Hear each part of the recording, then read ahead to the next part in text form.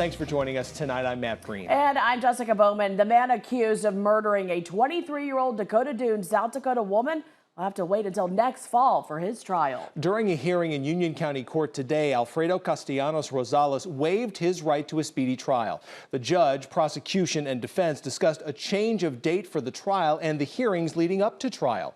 Changes were made to the trial dates to give both the prosecution and defense the time they need to prepare for trial and also pick a jury. So the court ruled that a jury for the case will be picked August 15th. Now, if there are problems with jury selection, an alternative jury will get picked August 23rd. Castellanos-Rosales' trial will begin October 15th.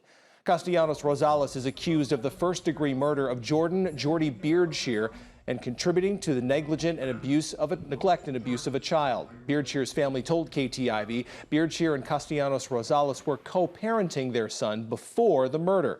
Back on April 26th, Beardshear was found in her Dakota Dunes apartment with what were described as significant injuries, including stab wounds.